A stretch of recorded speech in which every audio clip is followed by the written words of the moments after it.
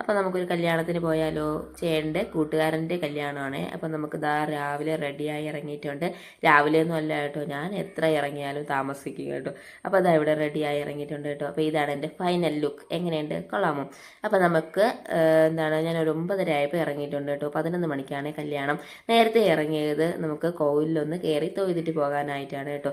ഇത് മലയങ്കി ശ്രീകൃഷ്ണസ്വാമി ക്ഷേത്രം. നമ്മുടെ നാടും, നമ്മൾ ജനിച്ചു വളർന്ന നാടും, ആ ജനിച്ചു വളർന്ന നാട്ടിലുള്ള ഒരു ക്ഷേത്രവും നമുക്ക് ഭയങ്കര പ്രിയപ്പെട്ടതായിരിക്കും അല്ലേ?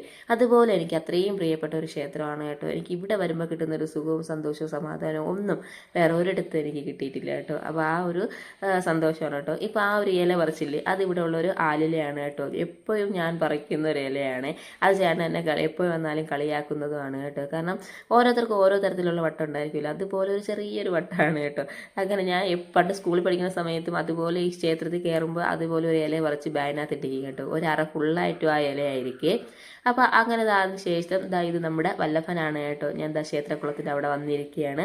ഇത് നമ്മുടെ വല്ലഭനാണ് കേട്ടോ. അപ്പോൾ വല്ലഭനെ പറ്റിയൊക്കെ പറയുമ്പോൾ നമുക്ക് നമ്മുടെ നാടും നമ്മുടെ ക്ഷേത്രത്തിനെയൊക്കെ പറ്റി പറയുമ്പോൾ 100 നാവാണല്ലേ.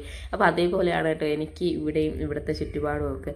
അപ്പോൾ അതിനുശേഷം നമ്മൾ നേരെ പോയത് ഒരു പൂ വാങ്ങിക്കാനാണ് കേട്ടോ. നമ്മൾ കല്യാണത്തിന് പോകുമ്പം കുറച്ച് പൂ ചൂടുക എന്ന് പറയുന്നത് ഒരു ഭംഗിയല്ലേ. അപ്പോൾ ഞാൻ ചേട്ടനെ പറഞ്ഞപ്പോൾ കുറച്ച് പൂ വാങ്ങിച്ചു തന്നു. അതിനുശേഷം നേരെ ഒരു ഗിഫ്റ്റ് വാങ്ങിക്കാനായിട്ട് കയറി. അതിനുശേഷം നേരെ കല്യാണത്തിന് പോയി ഗിഫ്റ്റൊക്കെ കൊടുത്തതിന് ശേഷം നമ്മുടെ മെയിൻ ഘടകമായിട്ടുള്ള സദ്യ. അപ്പോൾ കണ്ടല്ലോ, നല്ലൊരു അടിപൊളി സദ്യയായിരുന്നു കേട്ടോ.